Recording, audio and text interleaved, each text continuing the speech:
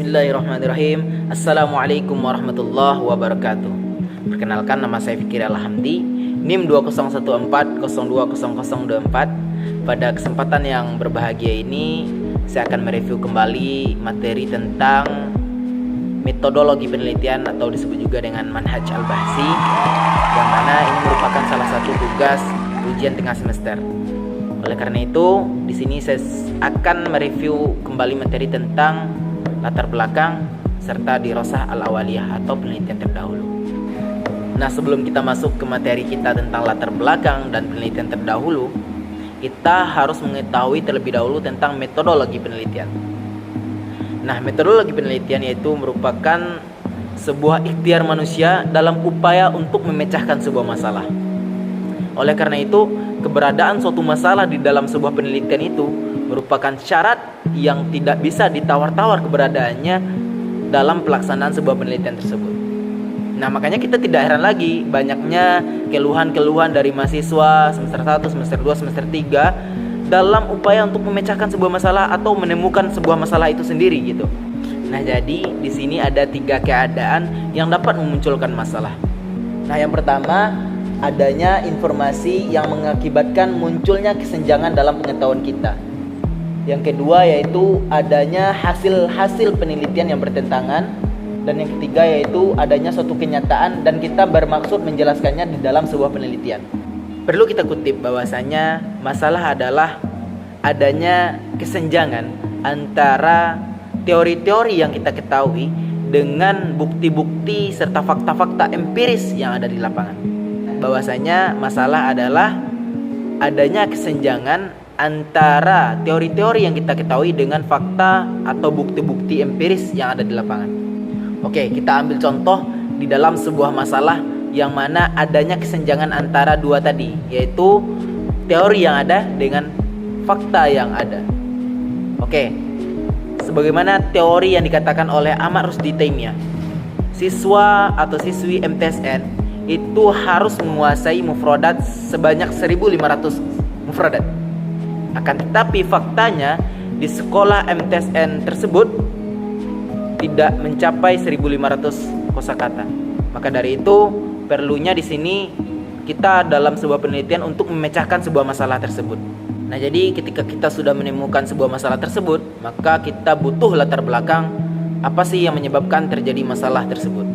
Kita masuk ke materi kita. Yang pertama yaitu tentang khalfiyatul bahthi atau disebut juga dengan latar belakang. Apa itu latar belakang? Latar belakang adalah suatu hal yang menyebabkan dilakukannya sebuah penelitian tersebut. Nah, dalam latar belakang tersebut ada 3 hal yang mendasar di dalam hal tersebut. Yang pertama yaitu landasan filosofis, landasan teoritis, dan landasan faktual. Oke, yang pertama yaitu landasan filosofis. Landasan filosofis yaitu landasan filsafat atau kajian mendalam yang menjelaskan tentang apa yang kita kaji atau kita teliti.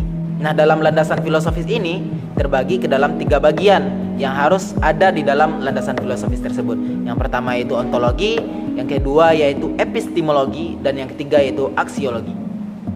Yang pertama yaitu ontologi, yaitu menjelaskan tentang hakikat dari ilmu itu sendiri. Yang kedua yaitu epistemologi, menjelaskan bagaimana penerapan pembelajaran terkait masalah yang akan kita teliti. Dan yang terakhir adalah aksiologis, yaitu menjelaskan bahwa apa manfaat setelah kita mempelajari titik masalah dalam penelitian yang kita lakukan tersebut. Nah, contohnya di dalam landasan filosofis ini kita menemukan sebuah masalah tentang mufradat atau penguasaan kosakata yang ada pada siswa MTSN. Nah, oleh karena itu pada landasan filosofis ini di bagian ontologinya, di bagian ontologi itu kita menjelaskan tentang hakikat dari mufradat itu sendiri dulu. Ada nggak ilmu itu dipelajari? Yang kedua, masuk kita tentang epistemologinya, yaitu bisa nggak ilmu itu dipelajari? Ada nggak orang belajar tentang mufradat itu gitu? Dan yang ketiga, masuk kita tentang aksiologis, yaitu ada nggak manfaat dari mempelajari mufradat itu sendiri. Nah, itu semua nanti kita paparkan di dalam landasan filosofis yang terdapat di dalam latar belakang. Oke, selanjutnya yaitu landasan teoritis yang terdapat di latar belakang. Nah, landasan teoritis itu merupakan apa yang kita mau untuk menjelaskan semua teori-teori tentang misalnya kita mau menggunakan metode atau media pembelajaran dalam atau untuk meningkatkan maharo kalam. Nah, jadi yang kita jelaskan di landasan teori tadi yaitu metode tadi atau media tadi. Misalnya apa pengertiannya, bagaimana fungsinya, dan apa pengaruh metode atau media serta model pembelajaran yang kita gunakan terhadap masalah di dalam penelitian kita tadi. Makanya di landasan teori ini kita jelaskan semua hal yang berkaitan dengan apa yang kita mau tadi.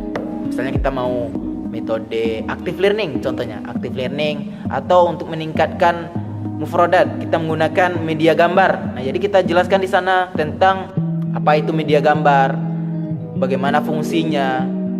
Maka dari itu di sini pentingnya landasan teoritis untuk menjelaskan apa yang kita mau tadi. Nah, selanjutnya itu landasan faktual. Nah, landasan faktual itu merupakan fakta-fakta yang ada di lapangan. Bagaimana sih yang ada di sekolah tersebut misalnya?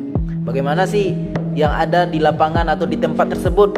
Apakah ada kendala atau bagaimana gitu? Nah, kita kembali mereview ke awal tadi tentang masalah tadi. Masalah itu kan merupakan kesenjangan antara teori-teori yang kita ketahui dengan fakta yang ada di lapangan. Nah, di sini kita mengambil bahwasanya fakta yang ada di lapangan tadi tidak sesuai dengan teori yang seharusnya gitu. Teori seharusnya yang harus ditetapkan gitu. Makanya tadi dalam latar belakang itu kita harus menjelaskan tentang landasan faktual. Kenapa sih bisa ada masalah itu gitu dalam hal tersebut? Faktanya bagaimana gitu. Makanya di sini dijelaskan. Nah, jadi di landasan faktual ini ada yang namanya dirasah awaliyah, yaitu disebut juga dengan pra penelitian. Nah, sebelum kita mencari tentang landasan faktual itu, ada langkah-langkah yang harus kita jalani terlebih dahulu. Ada cara-cara yang harus kita penuhi agar kita mendapatkan landasan faktual itu sendiri. Itu caranya itu dengan cara 3P. Yang pertama yaitu paper. Nah, paper yaitu merupakan data-data yang kita dapatkan dalam bentuk dokumen, baik itu nilai lapor dari siswa tersebut serta jumlah siswa atau siswi yang ada di dalam sekolah tersebut. Yang kedua yaitu person. Person yaitu orang yang kita teliti atau guru yang akan kita tanyai terkait masalah-masalah apa, metode apa yang digunakannya atau media apa yang digunakannya di dalam pembelajaran sekolah tersebut. Dan yang terakhir yaitu ada place, yaitu kita harus memastikan tempat penelitian kita. Kira-kira bisa nggak dijangkau tempat kita? Kira-kira ada biaya nggak untuk ke sana? Kira-kira diizinkan nggak kita meneliti ke tempat sana? Makanya harus terpenuhi 3 tersebut agar kita bisa meneliti untuk mendapatkan landasan faktual ini. Jadi pada landasan faktual inilah kita menjabarkan fakta-fakta yang kita temui dari hasil wawancara ataupun data-data yang kita dapati. Mungkin itu saja yang dapat saya sampaikan. Mohon maaf jika ada kesalahan. Akhir kata, assalamualaikum warahmatullahi wabarakatuh.